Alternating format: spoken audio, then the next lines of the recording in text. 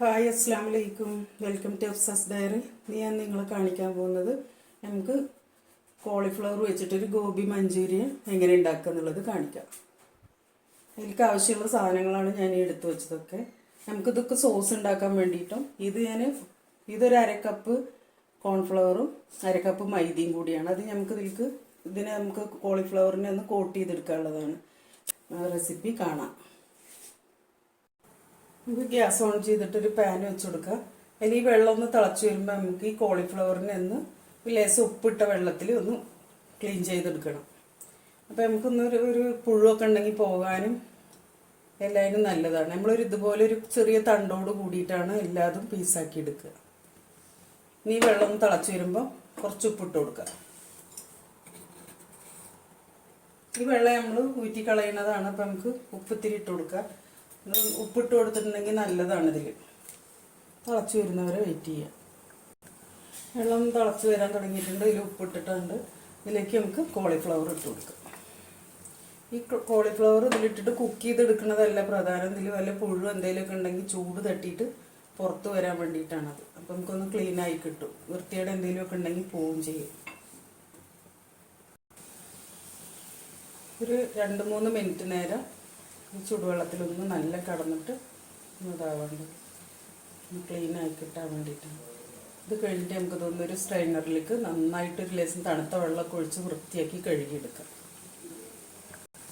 നമുക്കിതിനെ ഈ വെള്ളത്തിൽ നിന്ന് കോരിയെടുത്തിട്ട് തണുത്ത വെള്ളം ഒഴിച്ചിട്ട് വൃത്തിയായിട്ട് കഴുകിയെടുക്കാം. ഇത് നല്ല തണുത്ത വെള്ളത്തിലൊക്കെ ഇട്ട് വൃത്തിയാക്കി എടുത്താണ്. ഇതിലേക്ക് നമ്മൾ ഒരു അരക്കപ്പ് മൈദമാവ്, അതേപോലെ തന്നെ ഒരു അരക്കപ്പ് കോൺഫ്ലവർ ഇത്രയും ചേർത്തു. ഒരു സ്പൂൺ കുരുമുളക് പൊടി, ഇഞ്ചി വെളുത്തുള്ളി പേസ്റ്റ് ഒരു സ്പൂണ്, ഒരു ടീസ്പൂണോളം വിനാഗിരി, പാകത്തിന് ഉപ്പും ചേർത്ത് കൊടുക്കുക. ഇതിൽ നമ്മൾ സോസ് ചേർക്കുമ്പോൾ അതിലൊക്കെ ഉപ്പുള്ളതാണ്. അപ്പോൾ ഒരു പാകത്തിന് ചേർത്ത് കൊടുത്താൽ മതി. ഇത്രയും ചേർത്ത് നമുക്ക് വെള്ളവും പിന്നീട് ഒഴിച്ചു കൊടുക്കാം. ഇത് നമുക്കൊന്നിങ്ങനെ നന്നായിട്ട് എല്ലാ ഭാഗത്തും ആക്കി കൊടുക്കുക. നമ്മൾ വെള്ളത്തിൽ കലക്കിയിട്ട് ഇതിനൊരു ബാറ്റർ ആക്കിയിട്ട് അതിൽ മുക്കിയിട്ട് നമ്മൾ ഇത് എടുക്കുന്നതിനേക്കാളും നല്ലത് നേരിട്ട് നമ്മൾ ഇട്ട് കൊടുത്തിട്ട് ഇതേപോലെ ചെയ്തെടുക്കുന്നതാണ്. ഇനി നമുക്ക് കുറേശ്ശെ വെള്ളം ഒഴിച്ചു കൊടുത്തിട്ട് ഇതിൽ നല്ല കോട്ട് ചെയ്ത് പിടിച്ച് കിട്ടുന്ന നല്ലൊരു ബാറ്റർ തന്നെ ആയി കിട്ടണത്. അപ്പോൾ നമുക്ക് ഇത്തിരി വെള്ളം ഒഴിച്ചു കൊടുക്കാം. നമ്മൾ ഇത്തിരി വെള്ളം ഒഴിച്ചു കൊടുക്കാം. ഒരുപാട് ഒഴിച്ചു കൊടുക്കരുത്. നമുക്കിതിൻ്റെ ഒരുപാട് കട്ടിക്കായി പോകരുത്, ഒരുപാട് ലൂസായി പോകരുത്. കട്ടി വേണത് നന്നായിട്ട് ഇതിൻ്റെ മുകളിൽ കൂടെയൊക്കെ നന്നായിട്ട് ഇങ്ങനെ യോജിച്ച് വരുന്ന രൂപത്തിലായി കിട്ടണം.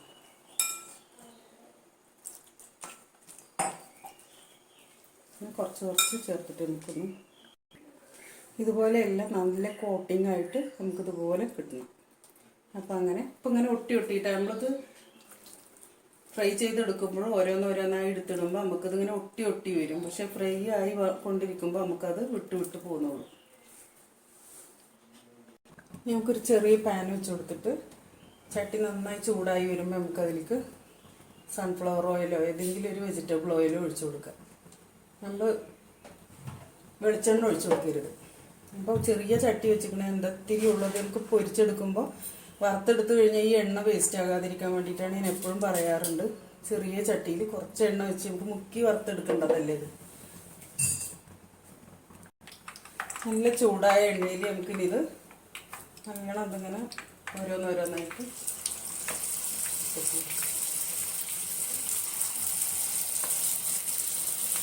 നല്ല ക്രിസ്പി ആയിട്ട് വറുത്ത് പോരാം. കുറച്ച് നേരം ഇളക്കി കൊടുക്കുകയൊന്നും ചെയ്യരുത്. തമ്മിൽ ഒട്ടി പിടിക്കുള്ളൂ. കുറച്ച് നേരം ഇങ്ങനെ വിട്ട് വെക്കണം.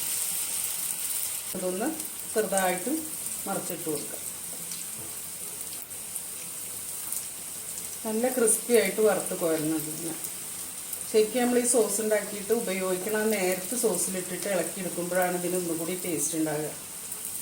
ഇത് നമുക്ക് പൊറോട്ടയുടെ കൂടെയും ചപ്പാത്തിയുടെ കൂടെയും നല്ല കോമ്പിനേഷനാണ് കേട്ടോ. നല്ല ക്രിസ്പിയായി വന്നിട്ടുണ്ട്. ഈ സമയത്ത് നമുക്കിതിനെ ഓയിലിൽ നിന്ന് എടുക്കുന്നതായിട്ട് ഇതുപോലെ വറുത്ത് കോരാം. ഇതുപോലെ നമുക്ക് മുഴുവൻ വറുത്ത് കോരിയതിന് ശേഷം കാണിക്കാം.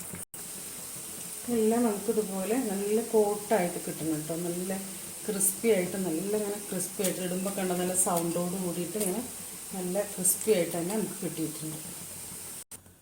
നമുക്ക് മറ്റൊരു പാൻ വെച്ച് കൊടുത്തിട്ട് ഇനി ഇതിലേക്കൊരു സോസ് ഉണ്ടാക്കാൻ വേണ്ടിയിട്ട്, ഒരു ഗ്രേവി ഉണ്ടാക്കാൻ വേണ്ടിയിട്ട് അതേ പാനിൽ നിന്ന് തന്നെ നമ്മൾ പൊരിക്കാനെടുത്ത ഓയിലിൽ നിന്ന് ഒരു ഇത്തിരി ഓയിൽ ഒഴിച്ചു കൊടുക്കുക.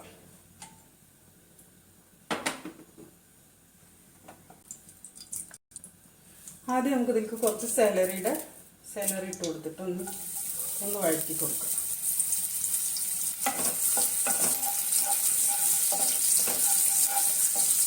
ഉള്ളി അരിഞ്ഞിട്ട് കൊടുക്കുക, വലിയ ഉള്ളി അരിഞ്ഞത്, കുറച്ച് പച്ചമുളകും കൂടി ഇട്ട് കൊടുക്കുക.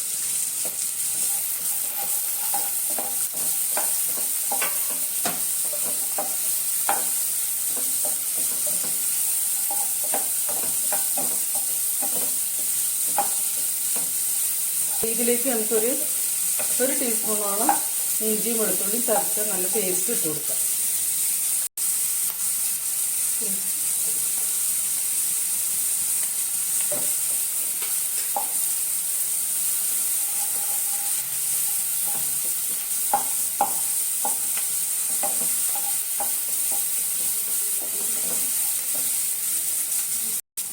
ഈ സമയത്ത് നമുക്ക് കുറച്ച് സ്പ്രിംഗ് ഒനിയൻ ചേർത്ത് കൊടുക്കാം. ഇതിൻ്റെ ബാക്കിലെ ഭാഗമാണിത്. സ്പ്രിംഗ് ഒനിയൻ ചേർത്ത് കൊടുക്കാം. ഇനി നമുക്കിതിലേക്ക് എല്ലാ സോസുകളും നമുക്ക്, അതായത് കുറച്ച് സോയാ സോസ് ഒഴിച്ചു കൊടുക്കാം. ഫ്ലെയിം ഒന്ന് കുറച്ച് വെച്ചതിന് ശേഷം നമ്മൾ സോയാ സോസ് ഒഴിച്ചതിൻ്റെ ഇരട്ടിയായിട്ട് നമുക്ക് ടൊമാറ്റോ സോസ് ഒഴിച്ചു കൊടുക്കാം. ടൊമാറ്റോ കെച്ചപ്പ് ഞാൻ സോസ് ഉണ്ടാക്കുന്നതിൻ്റെ ഇതിട്ടിട്ടുണ്ടായിരുന്നു. എല്ലാവരും കണ്ടിട്ടുണ്ടാവും എന്ന് വിചാരിക്കുന്നു. നമുക്ക് തക്കാളിയൊക്കെ നല്ല ലാഭത്തിൽ കിട്ടുന്ന സമയത്ത് നമുക്ക് വീട്ടിൽ ചെയ്തെടുക്കാൻ പറ്റുന്നതേ ഉള്ളൂ കേട്ടോ. സിമ്പിളായിട്ട് നമുക്ക് വീട്ടിൽ ചെയ്തെടുക്കാം. ഇവിടെ ഞാൻ സോസൊന്നും പുറത്തുനിന്ന് വാങ്ങിക്കാറേ ഇല്ല. നമുക്ക് കിട്ടുന്ന സോസൊക്കെ എത്രത്തോളം ക്വാളിറ്റി ഉള്ളതാണെന്നൊന്നും നമുക്കറിയില്ല. ഇപ്പം നമുക്ക് മക്കൾക്കൊക്കെ ഇവിടെ ബ്രെഡിലടക്കം ചെറിയ കുട്ടിയൊക്കെ കൂട്ടി കഴിക്കണതാണ്. അപ്പം ഞങ്ങളിൽ ഉണ്ടാക്കുക ചെയ്യാം. നമുക്കിതിലേക്ക് കുറച്ച് കുരുമുളക് പൊടി ഇട്ട് കൊടുക്കാം. ഇത് സ്പൈസി ആയിട്ടായിരിക്കും കേട്ടോ. അത്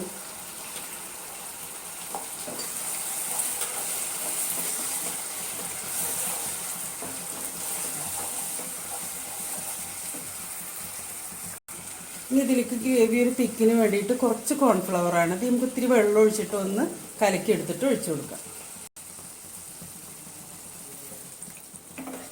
ഇനി നന്നായിട്ട് ഇതിനൊന്ന് കുറുക്കിയെടുക്കാം. നല്ല തിളച്ച് വറ്റി വരുമ്പോൾ ഈ സമയത്ത് നമുക്ക് ഇതിലേക്ക് കുറച്ച് വിനീഗർ ഒഴിച്ചു കൊടുക്കാം. ഇനി ഇതിലിപ്പോൾ നമ്മൾ സോയാ സോസ് ഒഴിച്ചതാണല്ലോ. അപ്പോൾ അതുകൊണ്ട് ഇത് സോയാ സോസിൽ ഇത്തിരി ഉപ്പുള്ളതാണ്. അപ്പോൾ നമുക്ക് ഇതിലേക്ക് ഈ ഗ്രേവിയിലേക്ക് വേണ്ട ഉപ്പ് നമ്മളൊന്ന് നോക്കണം. ഇനിയിപ്പോൾ വേണമെങ്കിൽ ഗ്രേവി ഒന്നും കൂടി ലൂസാക്കണമെങ്കിൽ ഒരിത്തിരി വെള്ളം ഒഴിച്ചിട്ട്, ഞാൻ ഒരിത്തിരി വെള്ളം ഒഴിച്ച് ലൂസാക്കിയിട്ട് ഒന്നും കൂടി തിളപ്പിച്ചെടുക്കുന്നുണ്ട്.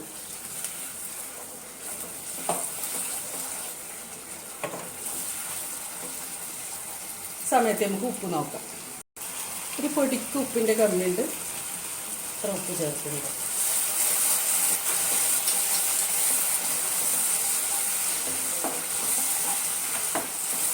നമുക്ക് കറക്റ്റ് ആയിട്ടുണ്ട്. നല്ല തിക്ക് ഗ്രേവി ആയിട്ടുണ്ട്. ഇനി നമുക്കിതിലൊന്നും അധികം വേണമെന്നൊന്നുമില്ല കേട്ടോ. അപ്പോൾ നമുക്കിനി നമ്മൾ വറുത്തെടുത്ത് വെച്ച ഇത് നോക്കേണ്ടത് എന്താ വെച്ചാൽ നമ്മളിതിൽ ഇത്തിരി കൂടി വെള്ളം കൂട്ടി നല്ല തിളപ്പിച്ച് നമുക്കൊരു ബോട്ടിലാക്കി വെക്കാം. എപ്പോഴും നമുക്ക് ചിക്കൻ കൊണ്ടാണെങ്കിലും ബീഫ് കൊണ്ടാണെങ്കിലും ഏത് രൂപത്തിലുള്ള മഞ്ചൂരിയൻ ഉണ്ടാക്കുകയാണെങ്കിൽ നമുക്ക് ഈ സോസ് ഉപയോഗിക്കാം. അപ്പോൾ നമുക്ക് പെട്ടെന്ന് വറുത്തെടുക്കുന്നതിലേക്ക് ഒന്നങ്ങോട്ട് കോട്ട് ചെയ്ത് കൊടുക്കുക വേണ്ടുള്ളൂ. അപ്പോൾ ഇപ്പം നമുക്കിത് റെഡി ആയിട്ടുണ്ട്. നമുക്ക് ഈ വറുത്തെടുത്തതിന് ഇതിലേക്ക് കൊട്ടി കൊടുക്കാം. എന്നിട്ട് നന്നായിട്ട് ഇളക്കി കൊടുക്കാം. എല്ലാ ഭാഗത്തും സോസ് എത്തിക്കും.